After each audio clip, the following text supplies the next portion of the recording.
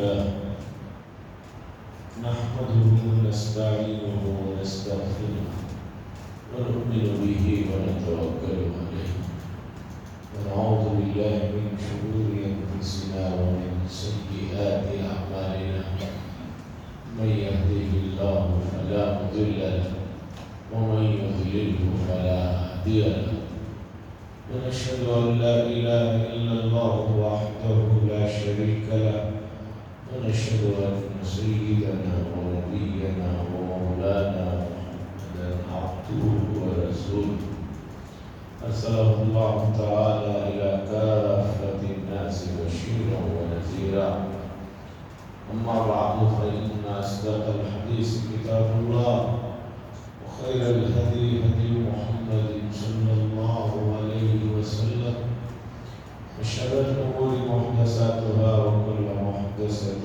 بدعة وكل بدعة ضلالة وكل ضلالة في النار. قال الله تبارك وتعالى في القرآن المجيد والفرقان الحميد قل يا أهل الكتاب لا تغلوا في دينكم غير الحق ولا تتبعوا أهواء قوم قد ضلوا من قبل وأضلوا كثيرا وضلوا عن سواء السبيل. وقال صلى الله عليه وسلم من تشبه بقوم فهو منهم أو كما قال صلى الله عليه وسلم. عزیزان محترم،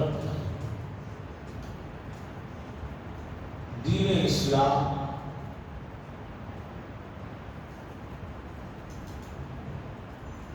ایک ایسا دین ہے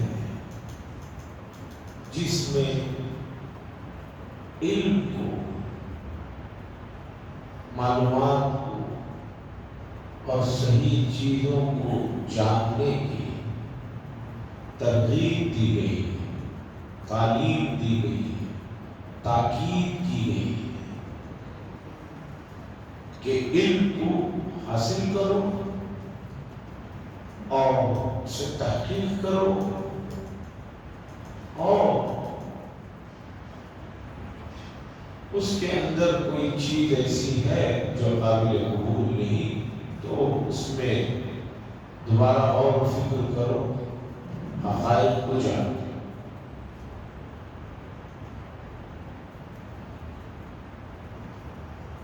اس کی سب سے بڑی دلیل ہے قرآن مجید کی سب سے پہلی سورت کی سب سے پہلی آیت اور اس کا پہلا لفظ اقرا۔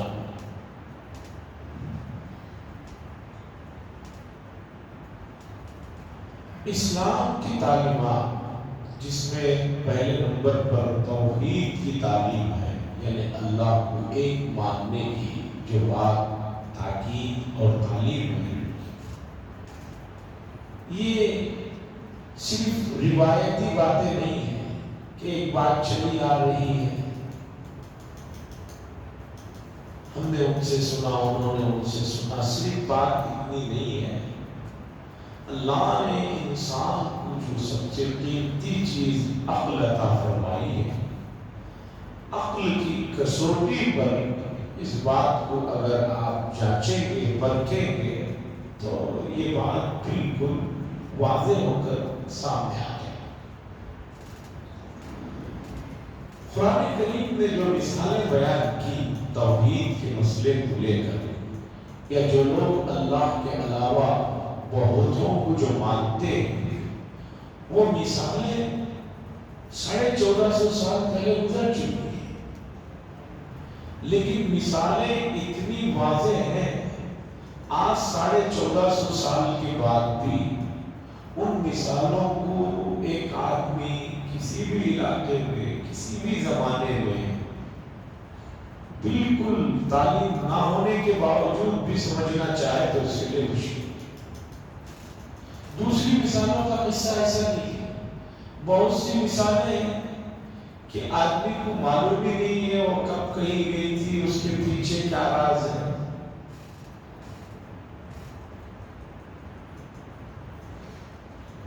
لیکن قرآن نے جو بیان کی، مثال کے طور پر توحید کے مسئلے میں اللہ نے کہا ابھی جن کو تم چھوڑ کر جن کی پوجا کرتے ہو ان کا عالم یہ ہے کہ وہ کوئی چیز کیا بنائیں گے، ان کے پاس رکھی ہوئی چیزیں اگر کوئی اٹھا کر لے جائے تو اسے وہ روک نہیں سکتے۔ بزرگ کے سامنے مٹھائی رکھی ہے، دودھ رکھا ہے، کچھ بھی رکھا ہے، کوئی دوسرا آدمی آتا بلکہ چوہے آتے ہیں، کھا رہے پی رہے گھوم رہے پھر رہے، کیا ان کو روکنے کی ہمت ہے؟ سمجھو۔ اور دوسرا، ایک آدمی 2 4 10 خداؤں کو مانتا ہے، اس کے لیے قرآن نے مثال بیان کی۔ ایک آدمی ہے، ملازم ہے، نوکر، ایک نوکر ایک آدمی کے پاس کام کر رہا ہے اور ایک نوکر ہے 3 4 جگہ ڈیوٹی کرتا ہے۔ بتائیے کہ ایک آدمی جو 3 4 جگہ ڈیوٹی کر رہا ہے، وہ آدمی اور جو ایک آدمی کے پاس نوکری کر رہا ہے، وہ دونوں برابر ہو سکتے ہیں؟ ظاہر سی بات ہے کہ بھی اس کا نوکری کرنا ہے، وہاں بھاگنا ہے، اس وقت میں وہاں رہنا ہے۔ ایک آدمی اتنی چیز نہیں ارینج کر پا رہا ہے تو لاکھوں کروڑوں کے معبودوں کو کیسے ایک آدمی اکیلا مینج کر پا رہا؟ تو جو مثالیں قرآن نے توحید اور شرک سے متعلق دی یا کسی بھی موضوع سے متعلق، وہ مثالوں میں اتنی لچک ہے، اتنی اس کے اندر جان ہے، زمانہ گزر جائے کسی بھی علاقے کے آدمی کو بات بتائی جائے فوراً سمجھ میں آئے گی، ورنہ ہمارے وہاں کی طرح نہیں ہے کہ کرناٹک کے ایک کونے میں ایک بات پائی جاتی ہے، دوسرے کونے میں وہ نہیں پائی جاتی ہے۔ تہذیبوں کا فرق کہ ملک کے اس علاقے میں ایک تہذیب ہے، اس علاقے میں ایک تہذیب ہے، بلکہ محلوں میں ڈیفرنس رہتا ہے۔ قرآن کا ایسا نہیں، قرآن کی بات ایسی نہیں ہے کیونکہ وہ اللہ کا کلام ہے اور اللہ سب لوگوں کے احوال سے واقف ہے، سب زمانوں سے واقف ہے۔ وہ اگربتی ذرا باہر لگا دیجیے۔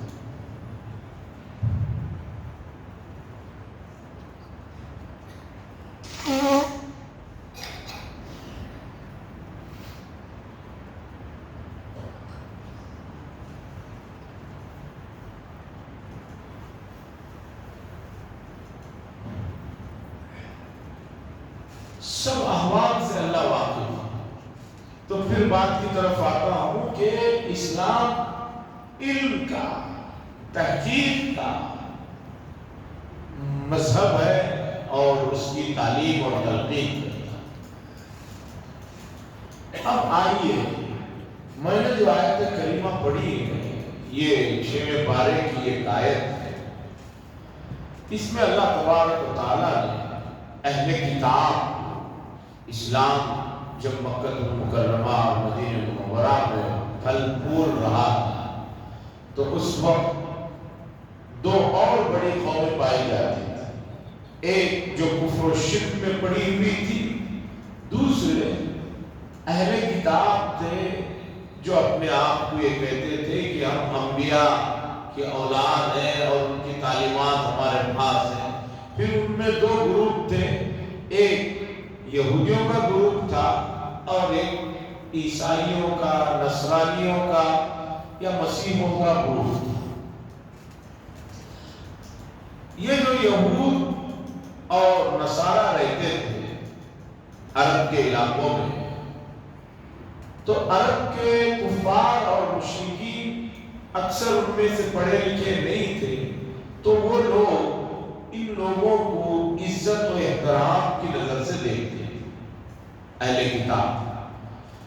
تو اللہ تبارک و تعالیٰ نے اس آیت میں اور دوسری جگہ پر ان اہل کتاب کو یہ بات بتائی کہ بھئی تمہیں تو کتاب دی گئی، تم انبیاء کا نام لیتے ہو، تو تم حق بات کیوں نہیں کرتے؟ اور دین کے معاملے میں جو شدت پسندی تمہارے اندر ہے یہ کیوں ہے؟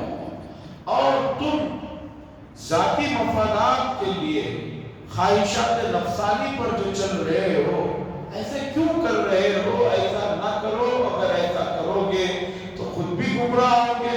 اور چونکہ کفار و مشرکین تمہیں عزت کی نظر سے دیکھتے ہیں تو وہ لوگ بھی تم لوگوں کو دیکھ کر وہ لوگ بھی گمراہ ہوں، تو تم جو ہے خود بھی گمراہ، اور تمہاری گمراہی تم تک محدود نہیں ہے، تمہارے بعد دوسرے لوگ بھی اس سے گمراہ ہوں گے تو ان کا وبال بھی تم پر ہی آئے گا۔ لا تغلو فی دینکم، دین کے معاملے میں جو تم لوگ غلو کر رہے ہو، شدت کر رہے ہو، اور اللہ نے فرمایا حق بات کہو۔ اب اس وقت دنیا میں عیسائیوں کی تعداد، خاص طور پر غیر مذہبوں کو ماننے کے بعد، جو لوگ کسی بھی مذہب کو نہیں مانتے، میری اپنی تحقیق یہ ہے وہ سب سے بڑی تعداد ہے، اور مذہب کو ماننے والوں میں سب سے بڑی تعداد اس وقت دنیا میں عیسائیوں کی ہے، جو حضرت عیسیٰ علیہ السلام کو مانتے ہیں، ان کی تعداد بعد میں امت مسلمہ کا نمبر ہے۔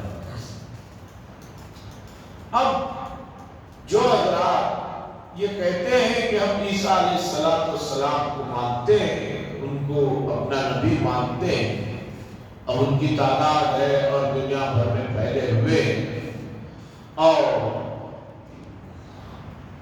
دنیاوی ترقیوں میں، موجودہ زمانے میں دنیاوی ترقیوں میں، سائنس اور دوسری لائنوں میں کام بھی بڑا کر رہے ہیں، لیکن مذہبی معاملات میں ان لوگوں کے پاس جو علم ہے وہ یا تو صفر کے درجے میں ہے یا بہت غلط ہے۔ اب امت مسلمہ جسے یہ کہا گیا کہ تمہیں جو ہے دوسروں کے لیے ماڈل بننا ہے، دوسروں کے لیے اسوہ بننا ہے، امت مسلمہ ان لوگوں کو اپنا ماڈل بنا لیا ہے، ان لوگوں کی اقتدا، ان لوگوں کے نقش قدم پر چلنے کو اپنے آپ کو جو ہے ایک بڑا فخر محسوس کرتا۔ اب اسی کا نتیجہ ہے کہ بہت سی چیزیں صرف ظاہری تک نہیں ہے بلکہ عقیدے تک جا کر مسئلہ پہنچ گیا ہے، لیکن لوگ اس کے اوپر توجہ نہیں دیتے۔ سب سے پہلے ابھی اس مہینے کی 25 تاریخ کو پوری دنیا میں عیسائیوں کا ایک قومی تہوار ہے۔ 25 دسمبر کو پورے عیسائیوں کا پوری دنیا میں قومی تہوار ہے اور بڑے زور و شور سے مناتے ہیں۔ وہ جس طرح مناتے ہیں، جو کرتے ہیں، اس سے ہمیں بحث نہیں۔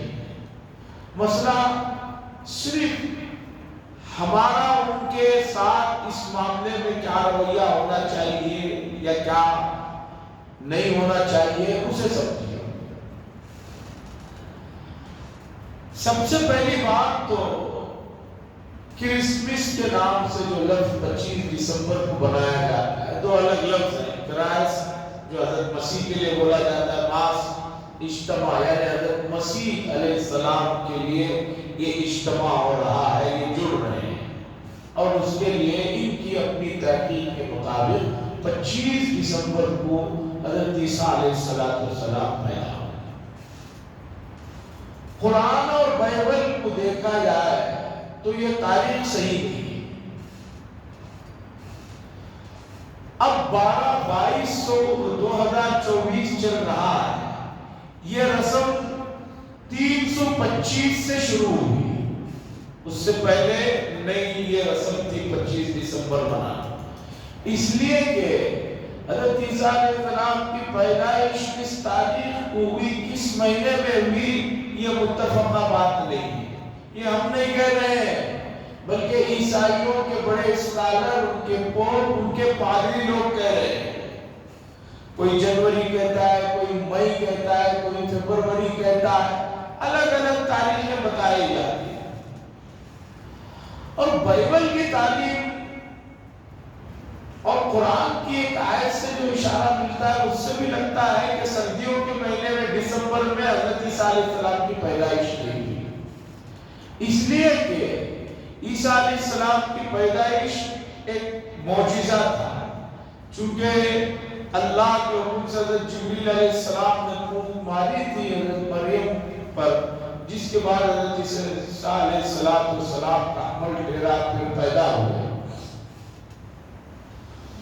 اب عیسیٰ علیہ السلام کی پیدائش معروف ہے، قرآن نے ذکر کیا کہ جب حضرت مریم علیہ السلام کہ یہاں حضرت عیسیٰ علیہ السلام کی پیدائش ہوئی تو یہ شہر سے ذرا فاصلے پر ایک جگہ، تو اللہ نے فرمایا کہ گھبرانے کی ضرورت نہیں ہے، تمہارے قریب میں جو کھجور کا درخت ہے اسے ہلاؤ، اس سے کھجور پڑیں گے، کھجور کو کھاؤ۔ فَكُلِي وَاشْرَبِي، یہ پورا سورہ مریم میں ایک رکوع ان کی پیدائش سے متعلق ہے۔ اور آپ جانتے ہیں کھجور کی پیدائش اور اس کی فصل انتہائی گرمی کے موسم میں ہوتی ہے۔ کون سے موسم میں ہوتی ہے؟ گرمی کے موسم میں ہوتی ہے۔ اور حضرت عیسیٰ علیہ السلام جہاں پیدا ہوئے، فلسطین کا علاقہ بیت اللحم، وہاں اس مہینے میں برف باری ہوتی رہتی ہے، نے کہا ہلاؤ کھجور گرے۔ تو یہ کہنا کہ اس میں ہوئی تھی یہ عقل میں آنے والی بات نہیں، بائبل کی تعلیمات بھی بتا رہے ہیں کہ جب ان کی پیدائش ہوئی ایک چرواہا وہاں پر جانوروں کو چرانے کے لیے نکلا تھا، اس نے آ کر اطلاع دی، اور رات کے وقت میں ان کی پیدائش ہوئی، اس نے کہا۔ اور آپ جانتے ہیں کہ اس علاقے میں سردیوں میں اس مہینے میں جو سردی ہوتی ہے، برف باری ہوتی ہے، کوئی آدمی چرواہا اپنے جانوروں کو دسمبر کی اس برف باری میں کہاں چرانے لے کر جائے؟ میں یہ بتانا چاہ رہا ہوں اسلام علم کا اور خالص تحقیق کا مذہب ہے، صرف رسم و رواج کا مذہب نہیں ہے کہ آپ نے ایک چیز سنی اسے پکڑ لیا، نہیں، اس کے پیچھے دلیل ہے، اس کے پیچھے لاجک ہے، دلیل بھی ہے، لاجک بھی ہے۔ بغیر لاجک کے اسلام کی کوئی چیز آپ نہیں بتا سکتے۔ ہاں یہ اور بات ہے کہ امت کے افراد کو بعض چیزیں سمجھ میں آتی نہیں ہیں، وہ کوئی بعید بات نہیں۔ بچپن میں ہمیں بھی بہت چیزیں نہیں سمجھ میں آ رہی تھی، تھوڑا بڑے ہوئے تو سمجھ میں آئی، اس کے بعد تھوڑا اور بڑے ہوئے تو کچھ اور چیزیں سمجھ میں آئی، کچھ اور آگے گئے تو اور کچھ سمجھ میں آئی۔ بہت سی چیزیں ہمیں بچپن میں اچھی نہیں لگتی تھی کھانے کے لیے، اب اس کے فائدے معلوم ہوئے تو کھانا ہمیں اچھا لگ رہا ہے۔ تو کسی چیز کا مجھے یا آپ کو سمجھ میں نہ آنا یہ اس بات کی دلیل نہیں ہے کہ وہ چیز نہیں ہے، چیز ہے، آپ سمجھ نہیں رہے۔ سائنس کی، میڈیکل کی، اسی طرح انجینئرنگ کی، دنیا بھر کی چیزیں ہیں، میرے آپ کے سمجھ میں نہیں آتی، لیکن یہ دلیل اس بات کی نہیں ہے کہ وہ چیزیں نہیں ہیں، چیزیں ہیں، اس کی حقیقت ہے، اس کے پیچھے کا راز ہے، لیکن مجھے نہیں سمجھ میں آ رہی اس لیے کہ مجھے اس کے بارے میں معلومات نہیں ہے۔ جب میں اس میں گھسوں گا تب جا کر مجھے وہ چیزیں سمجھ میں آئیں۔ تو پہلی چیز حضرت عیسیٰ علیہ السلام کی پیدائش کے سلسلے میں 300 سال کے بعد ان لوگوں نے اصلاً یہودیوں کے اور اسی طرح مشرکین کے رسم و رواجوں کو ختم کرنے ایک چیز کو ایجاد کیا، یہ حضرت عیسیٰ علیہ السلام کی یوم پیدائش کو، اور اس کے بعد اسے جو تاریخ منتخب کیا وہ تاریخ جو ہے حقیقت کے اعتبار سے صحیح نہیں ہے، بہت دلائل ہیں۔ دو موٹی باتیں میں نے آپ کے سامنے۔ دوسری بات یہ ہے کہ عیسیٰ علیہ السلام کی جو تعلیمات ہیں، جو تمام انبیاء کے سلسلے کی جو کڑی ہے، ان تعلیمات میں کچھ چیزیں ایسی ہیں کہ جو تمام مذاہب میں ناپسندیدہ ہیں، کچھ چیزیں ایسی ہیں وہ ہر جگہ ناپسندیدہ ہے۔ مثال کے طور پر جھوٹ ہے کسی بھی مذہب میں اسے پسند نہیں کیا گیا ہے.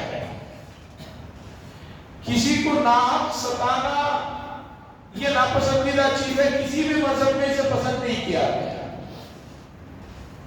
اب آپ آئیے کہ حضرت عیسیٰ علیہ السلام کی تعلیمات کو اپنانے والے ان تمام بڑے گناہوں کو جسے آج جو بہت فخر سے اور خوشی سے کرتے ہیں اور جو ہے اس کو رواج دیتے ہیں، ان میں اس موقع پر شراب نوشی عام ہے. مجھے بتائیے کہ عیسائی تعلیمات میں شراب کی کہاں اجازت ہے؟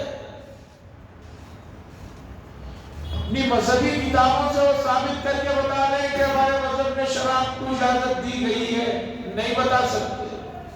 جبکہ دنیا کی سب سے زیادہ شراب اسی موقع پر انہی ملکوں میں جہاں یہ تہوار ہوتے ہیں وہاں پر پی جاتی ہے، پلائی جاتی ہے. اطباء مانتے ہیں کہ شراب انسان کی عقل کو برباد کر دیتی ہے، شراب انسان کے جسم کو کھوکھلا کر دیتی ہے، تباہ و برباد کر دیتی ہے. آدمی اپنی حقیقت کو بھول جاتا ہے اور اس کے بعد وہ تمام گناہ کر بیٹھتا ہے جن گناہوں کو وہ پیے بغیر نہیں کر سکتا. اس لیے عربی میں شراب کو ام الخبائث کہا جاتا ہے. تمام برائیوں کی ماں ہے، تمام برائیوں کی جڑ ہے. دوسرے نمبر پر عیسائی جو حضرت عیسیٰ علیہ السلام کا نام لیتے ہیں اور کہتے ہیں ہم ان کی تعلیمات کو اپنا رہے ہیں. آپ کو معلوم ہونا چاہیے کہ جن ممالک میں عیسائیوں کی تعداد زیادہ ہے یا ان کے قوانین چل رہے ہیں، زنا، ریپ، یہ چیزیں سب سے زیادہ وہی ہو رہی ہیں. زنا حلال ہے ان کے نزدیک، اس کے باوجود عصمت دری کے اور ریپ کے جو کیسز ہیں ان کی کوئی حد و نہیں. امریکہ جیسے ترقی یافتہ ملک کے واشنگٹن اور نیو یارک اور بڑے شہروں کی روزانہ کے رپورٹ آپ اٹھا کر دیکھیے، آپ کو پتا چلے گا وہاں بغیر شادی کے رہنا، لیونگ ریلیشن شپ کوئی منع نہیں ہے. اس کے باوجود عصمت دری کے واقعات اتنے کیوں ہو رہی ہیں؟ اس کی جڑ ہے شراب. اور دوسرا، عیسیٰ علیہ السلام کی طرف یہ بات منسوب کر کے کہ شادی کرنا عیسائی مذہب میں کوئی پسندیدہ چیز نہیں ہے، انہوں نے خلاف فطرت چیز کو فروغ دیا، جس کی وجہ سے یہ تمام چیزیں پیش آئی. اب سنیے، امت مسلمہ ایسے موقعوں پر بہت سارے لوگ ان کو یہ کہتے ہیں میری کرسمس، تو یہ بھی اس کے جواب میں خوشی سے وہ لفظ دہراتے ہیں، حالانکہ وہ دہرانے کی اجازت نہیں ہے. چونکہ عیسائیوں کے عقیدے کے مطابق عیسیٰ جو ہے علیہ السلام وہ اللہ کے بیٹے. ہمارا عقیدہ ہے کہ دنیا میں اللہ کا کوئی بیٹا نہیں ہے، لم یلد ولم یولد، نہ اللہ کسی کے بیٹے ہیں، نہ اللہ کا کوئی بیٹا ہے. اور کتنی عجیب بات ہے کہ لوگ کہتے ہیں عیسیٰ علیہ السلام اللہ کے نعوذ باللہ بیٹے ہیں. عقل سے سوچئے، اللہ کے بیٹے ہونے کے باوجود ان کے اپنے عقیدے کے مطابق ان کو سولی پر لٹکا دیا گیا. اللہ اگر اپنے بیٹے کو بھی نہ بچا سکے، خود وہ عیسیٰ علیہ السلام ان کی نظر میں اللہ ہے، وہ خود نہ بچ سکے پھانسی سے، تو کیسے خدا ہو گئے؟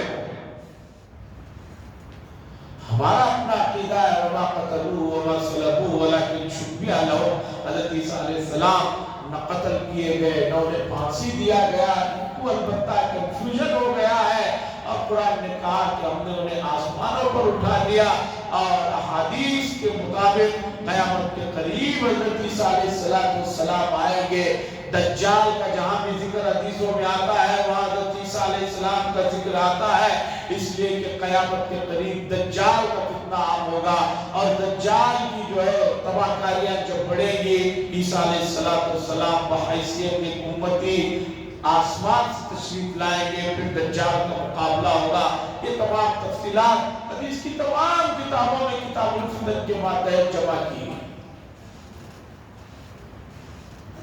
افسوس یہ ہے کہ امت مسلمہ اپنے اسلام سے جڑے ہوئے بنیادی اور بیسک عقیدوں کے بارے میں ان کے پاس علم نہیں ہے. کوئی بھی آدمی اٹھ رہا ہے اسلام پر کوئی بھی بات کہہ رہا ہے تو سامنے اچھے خاطر ڈگری ہولڈر پڑے ہوئے لوگ جو ہے گھبرا جاتے, پریشان ہو جاتے ہیں.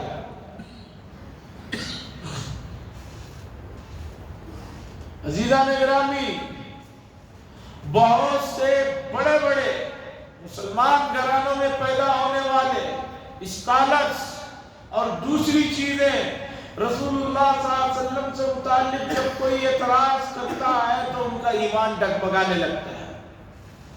کیوں؟ اس لیے کہ انہوں نے اس نبی کی تاریخ اور سیرت ہی نہیں پڑھی جس نبی کے سب سے زیادہ احسانات ان پر ہیں.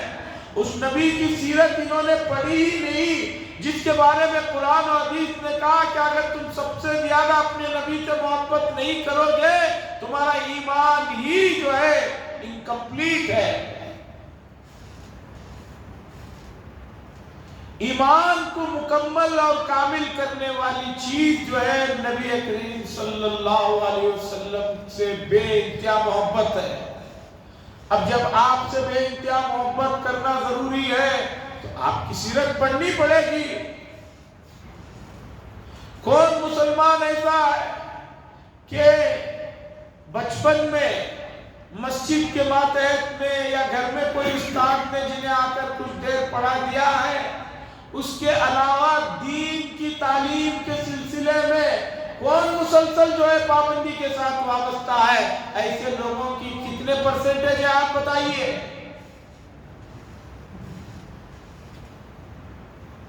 حقیقت یہ ہے کہ اسلام جو تعلیم و تعلم کا مذہب ہے اس کی تعلیمات کے سلسلے میں امت مسلمہ سنجیدہ نہیں ہے, فکر مند نہیں ہے, اور جو رونا رویا جا رہا ہے یہ رونا تو اور آگے بڑھے گا. حالات ایسے ہی رہے, دین سے بیزارگی ایسی ہی رہی تو آگے چل کر اور بہت رونا پڑے گا. اس لیے امت کو بیدار ہونے کی ضرورت ہے. آپ دوسروں کو جگانے سے پہلے خود بیدار ہو جائیے. امت کا المیہ یہ ہے کہ دوسروں کی فکر میں تو گھلے جا رہے ہیں, خود اپنی فکر نہیں. دوسروں پر تبصروں میں تو دلچسپی ہے, خود اپنی ذات کے سلسلے میں بالکل اندھیروں میں جی رہے ہیں. عزیزان گرامی, آج آپ کو اپنے مذہب کی چیزوں کے علاوہ دوسرے مذہب کی تمام چیزیں اچھی لگتی ہیں, ان کے طور طریقے اچھے لگتے ہیں, ان کا پہننا, ان کا اوڑھنا, ان کا بیٹھنا, ان کا کھانا, ان کا پینا, ان کی آزادیاں آپ کو اچھی لگ رہی ہیں, تو پھر کیا آپ جو ہے اپنے آپ کو مسلمان اور اسلام سے محبت کرنے والا کہتے ہیں؟ عزیزان گرامی, عیسائی مذہب جو سب سے زیادہ جس کا امت مسلمہ کے ساتھ کشمکش کا معاملہ رہا ہے شروع سے لے کر, اسلام جب پھیلا ہے تو اسلام کے پھیلنے سے سب سے زیادہ نقصان جو ہوا ہے روم کی سلطنت ہو, دوسری سلطنتیں ہیں, یہ تمام کے تمام جو ہے عیسائی مذاہب کے ماننے والے تھے, ان کو دھکا لگا ہے اور اس کا وہ مسلسل بدلہ لے رہے ہیں. مسلسل اسے جو ہے اس انتقام کو وہ بھولے نہیں ہے. بار بار کبھی کبھی موقع پڑتا ہے تو جو ہے اس وقت دنیا کی سپر پاور طاقتیں جب بھی کوئی بات ہوتی ہے تو یہی کہتے ہیں کہ یہ دو مذہبوں کے درمیان ٹکراؤ کا معاملہ ہے, ملکی ٹکراؤ کا معاملہ نہیں. واضح طور پر اس طرح کے الفاظ ان کے بڑے کہہ رہے ہیں, اس سے آپ اندازہ لگائیے کہ اسلام کو پھیلنے سے, اسے بڑھنے سے دنیا بھر میں روکا جا رہا ہے. اور جو لوگ روک رہے ہیں ان کے پاس خود کوئی کامل مذہب بھی نہیں ہے اور کامل صحیح ان کے پاس بھی معلومات نہیں ہے۔ اٹھا کر دیکھیے گزشتہ چند سالوں کی تاریخ، دنیا کا سب سے بڑا مسلم ملک انڈونیشیا تھا جو کئی جزیروں پر مشتمل تھا، وہاں چند عیسائیوں کو بنا کر پھر اس کا ایک ٹکڑا بنا کر عیسائیوں کو وہاں پر الگ سے دیا گیا۔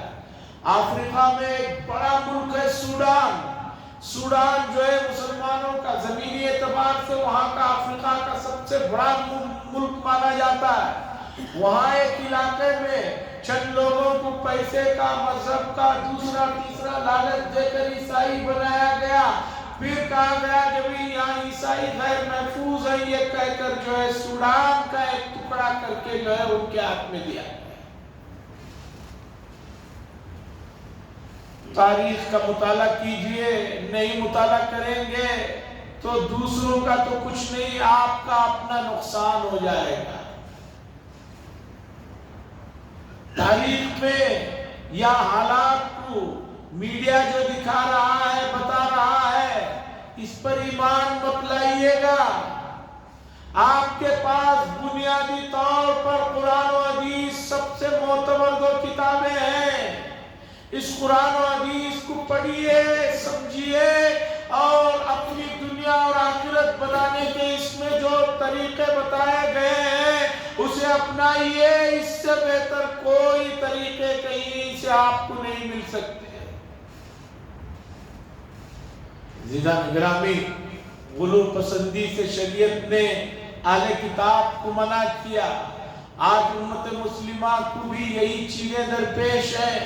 امت مسلمہ بھی شدت اور غلو پسندی میں چلے جا رہی ہے، کوئی جہالت کی شدت پسندی میں چلے جا رہے ہیں اور کوئی دوسری قسم کی شدت پسندیوں میں چلے جا رہے ہیں۔ خدا را اپنے آپ کو بچائیے، غلو جو ہے انسان کو تباہ و برباد کر دیتا ہے۔ آپ جو ہے اتنے جو ہے سخت ہو جائیں کہ کوئی بات آپ کے کانوں پر اثر نہ کرے، آپ کے دل و دماغ کو نہ جھنجھوڑے، تو اس سے بڑھ کر کیا میرے اور آپ کے لیے افسوس کا مقام ہو سکتا ہے۔ آج امت مسلمہ فرقوں میں بٹ رہی ہے، پھر فرقوں سے نیچے اور فرقے بٹ رہے ہیں، پھر اس سے نیچے اور بن رہے ہیں۔ اگر یہی حال ہوتا رہے گا تو امت کی تعداد جو پہلے ہی کم ہوتی چلے جا رہی ہے وہ اور ختم ہو کر رہ جائے۔ آج تعلیم یافتہ طبقہ اسلام کی بات اور دین سے متعلق کوئی بات کرو تو سننے کے لیے تیار نہیں۔ یہ بات پوری دنیا میں میڈیا کے ذریعے سے بٹھائی جا رہی ہے کہ دین مذہب یہ آدمی کا پرائیویٹ معاملہ ہے، اس میں کسی قسم کی کسی پر سختی نہ کی جائے۔ دین ایک آدمی کا نجی معاملہ ہے، اس میں کسی طرح کی سختی نہ کی جائے۔ آدمی کہہ رہا ہے بات تو صحیح ہے کہ اگر میں دین کو سیریس لوں گا تو پھر میرے کھانے پینے پہ پابندیاں آئیں گی، میرے سونے اٹھنے پر پابندیاں آئیں گی، میرے بیٹھنے اٹھنے پر پابندیاں آئیں گی، میرے پہننے پر پابندیاں آئیں گی۔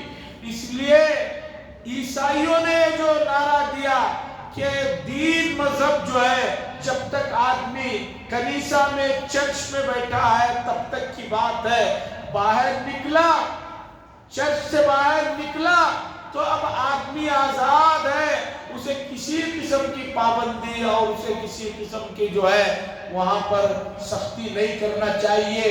اب یہی چیز جو ہے امت کا طبقہ بھی سمجھ رہا ہے کہ بھی دین کا معاملہ صرف مسجد کے اندر جب آئے 5-10 منٹ کے لیے تب تک کی بات ہے، باہر نکلے 100 جھوٹ بول سکتے ہیں، 100 دھوکے دے سکتے ہیں، 100 چیزیں ہڑپ کر سکتے ہیں اور بہت کچھ گناہ کر سکتے ہیں، وہ باہر کا معاملہ ہے۔